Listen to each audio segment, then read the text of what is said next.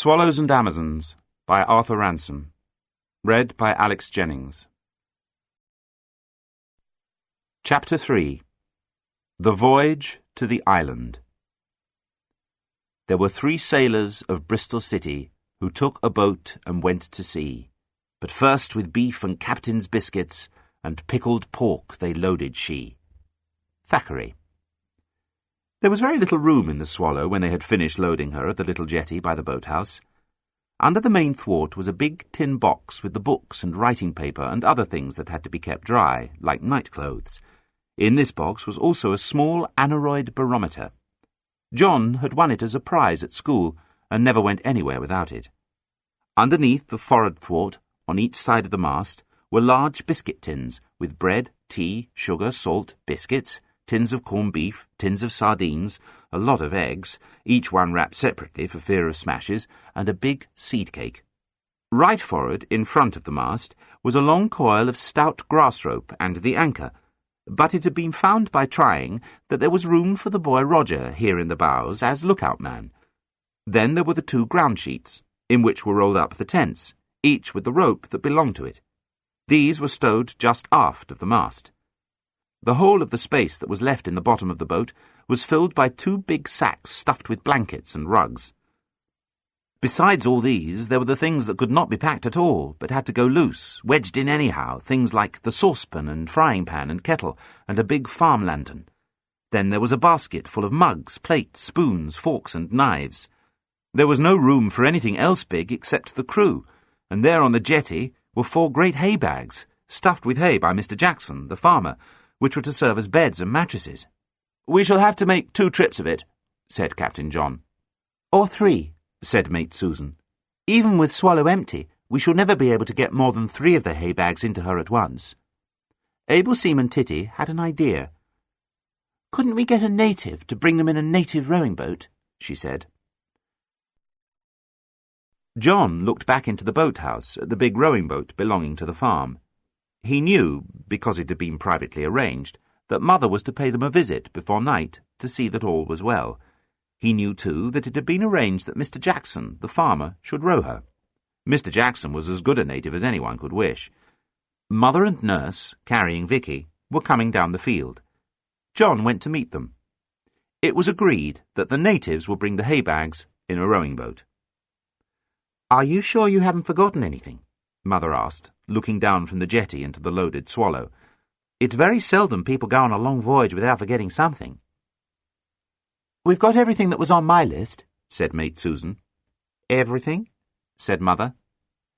"Mother, what are you holding behind your back?" asked Titty, and Mother held out a packet of a dozen boxes of matches. "One might almost say, by gum," said John. "We could never have lit the fire without them." They said their farewells on the jetty. "If you are ready, you'd better start," said Mother. "Now, Mr. Mate," said Captain John. "All aboard," cried Mate Susan. Roger took his place in the bows. Titty sat on the middle thwart. John hooked the yard to the traveller on the mast and hauled up the little brown sail and made the halyard fast. Titty's flag with the dark blue swallow on a white ground was already at the masthead. Titty had hoisted it herself as soon as they had stepped the mast after breakfast. John went aft to the tiller. Susan pulled down the boom until the sail was setting properly, when she too made fast. There was a very light northwesterly wind, brought, no doubt, by the urgent whistling of the crew.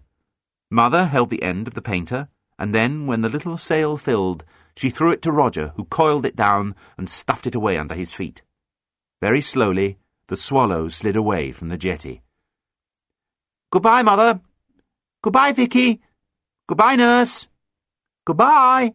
Goodbye," came from the jetty. Mother waved her handkerchief, Nurse waved hers, and Vicky waved a fat hand. The crew of the Swallow waved back. "3 cheers for the stay-at-homes," called Captain John. They cheered. "We ought to sing Spanish Ladies," said Titty. So they sang. Farewell and adieu to you fair Spanish ladies, adieu and farewell to you ladies of Spain, for we're under orders for to sail to old England, and we may never see you fair ladies again. So we'll rant and we'll roar like true British sailors, we'll range and we'll roam over all the salt seas, until we strike soundings in the channel of old England, from Ushant to Scilly, 'tis 35 leagues. Of course, really, we're going the other way, said Susan, but it doesn't matter. The Swallow slipped slowly out towards the mouth of the bay. She made at first no noise and hardly any wake. Then, as she came clear of the northerly side of the bay, she found a little more wind, and a cheerful lapping noise began under her forefoot, while her wake lengthened out and bubbled astern of her.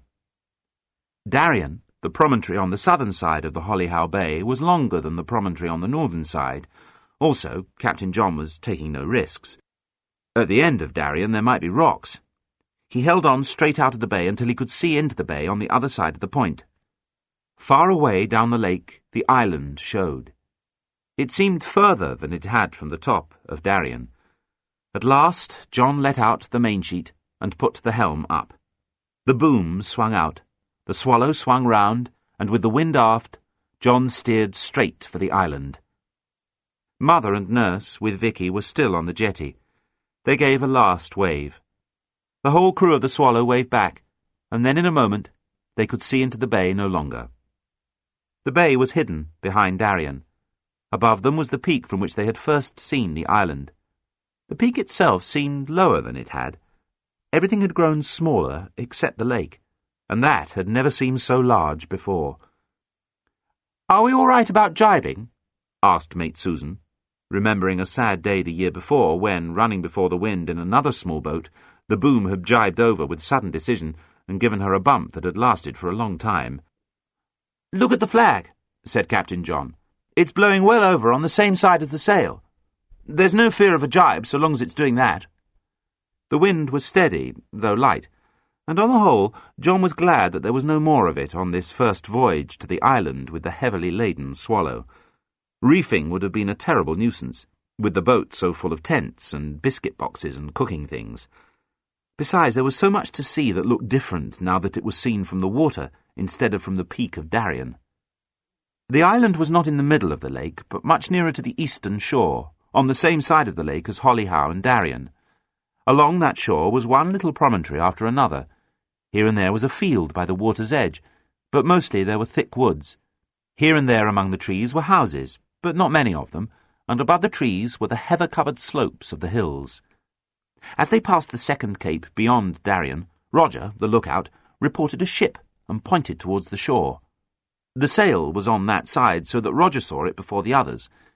In the bay beyond the cape lay a strange-looking dark blue vessel. She was a long, narrow craft with a high-raised cabin roof and a row of glass windows along her side. Her bows were like the bows of an old-time clipper. Her stern was like that of a steamship. She had nothing that could properly be called a mast, though there was a little flagstaff, where a mast might have been, stepped just forward of the glass-windowed cabin. There was an awning over her after deck, and under it a big fat man was sitting writing in a deck chair. The vessel was moored to a large buoy. "It's a houseboat," said John. "What is a houseboat?" asked Titty.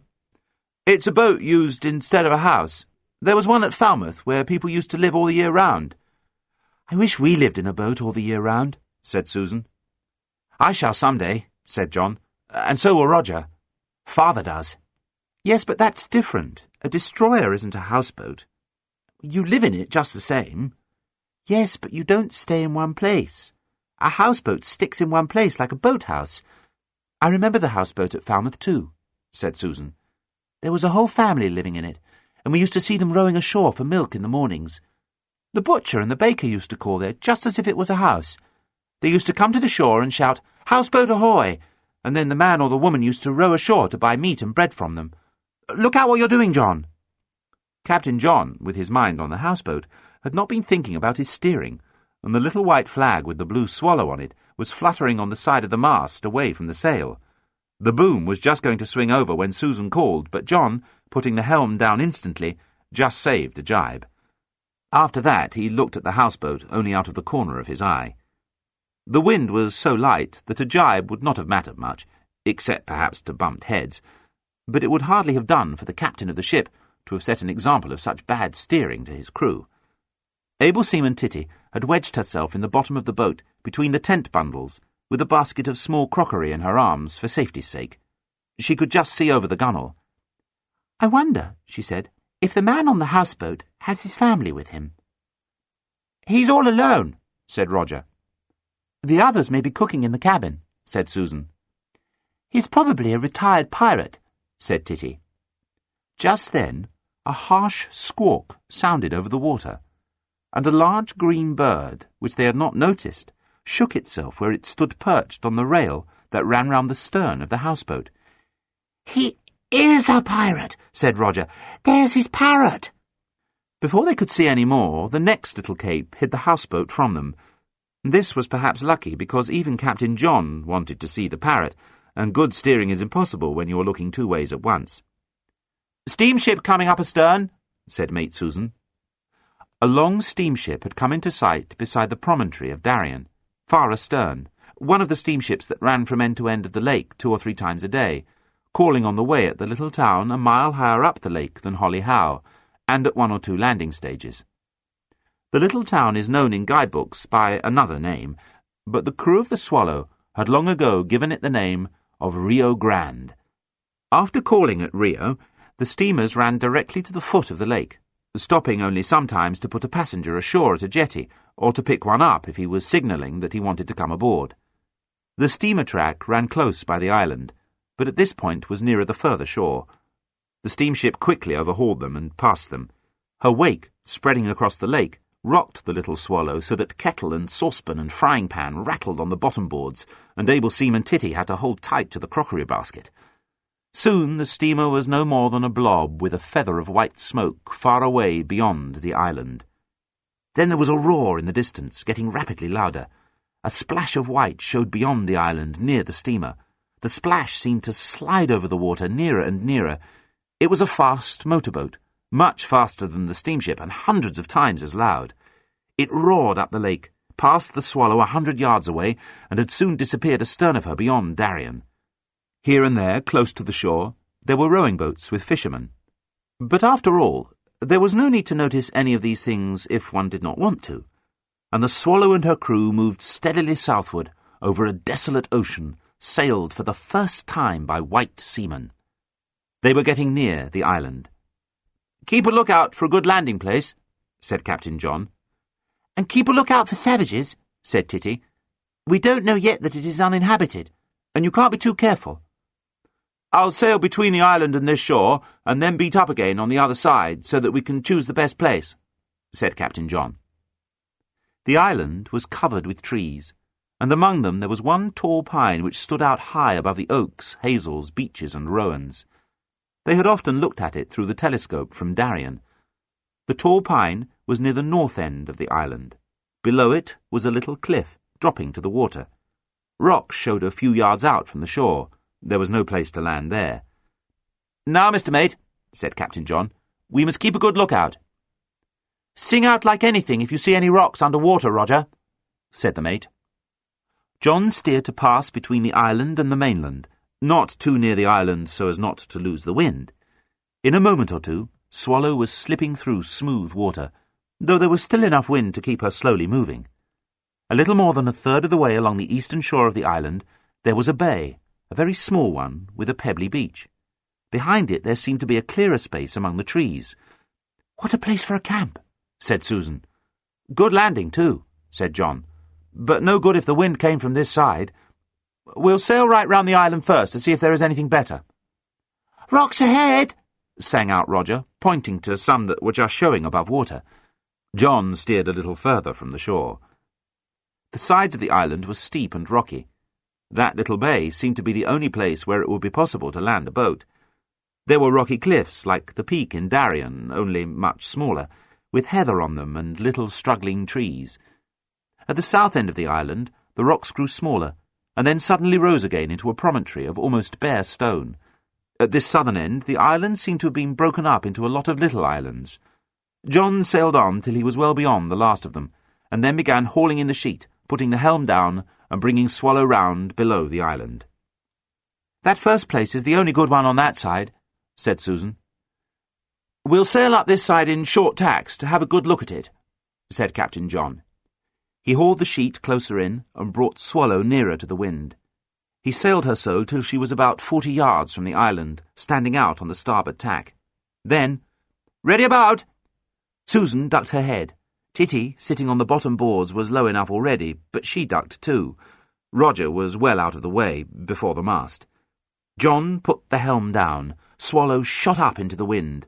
The boom and the brown sails swung over and filled again on the other tack, and Swallow, with the water rustling under her bows, sailed in towards the island's western shore. Here there were no outlying rocks, but the island itself dropped steeply, like a wall, into the water. "Sing out when you see the bottom, Roger," called Mate Susan. "Aye, aye, sir," said Roger, looking as hard as he could into the green depths. "We ought to have brought a lead for sounding," said Susan. "It wouldn't have been much good here," said John. They sailed on and on, till they were within 5 yards of the shore, and the water was still dark beneath them. John dared go no nearer. "Ready about!" he called. It was not until they were already swinging round, close under the wall of rock, that Roger shouted, "I can see the bottom!" On this side it was clear. The island rose sharply up out of deep water. Down went Susan's head and down went Titty's, though she had no need. Round swung the little Swallow and off again on the other tack out into the lake. John did not take her far before it was "Ready about!" once more, and she slipped in again towards the island. Backwards and forwards they went, each time a little further north along the island shore. All this western shore was the same, a steep, rocky wall dropping into deep water, with no bay in which it would be possible to land. "That place on the other side is the only one," said Susan. "It's not much of a harbour," said Captain John, "but if it's the only one, it'll have to do. We can haul the ship well up." With the next tack, John took the Swallow further out into the lake, and went about for the last time when he was well clear of the northern end of the island. He sailed past it, and as soon as he was clear of all its rocks, he called, "Jibo!" Mate Susan hauled in the sheet as fast as she could. John put the helm up. Swallow turned south once more. The booms swung over their heads, Susan paying out the sheet as soon as it had passed over, and they were once more sailing down the inside eastern shore. Just before they were opposite the little bay with the pebbly beach, John called out, "Stand by to take in sail! Lower away!" Mate Susan was all ready, with the halyard in her hand. She slackened the halyard without letting go of it. Down came the sail. "Grab the yard, Roger!" And Roger grabbed it. Susan unhooked the traveller, and she and Roger together brought down the sail and the yard. Titty, with the crockery basket, was well out of the way under the folds of the sail.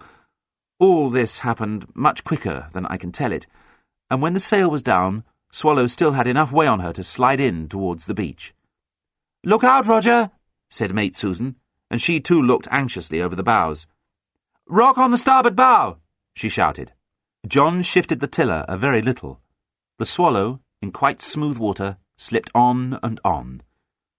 "Now," said Susan, and scrambled to the stern again over the top of Titty, who had just pushed her head out from under the sail.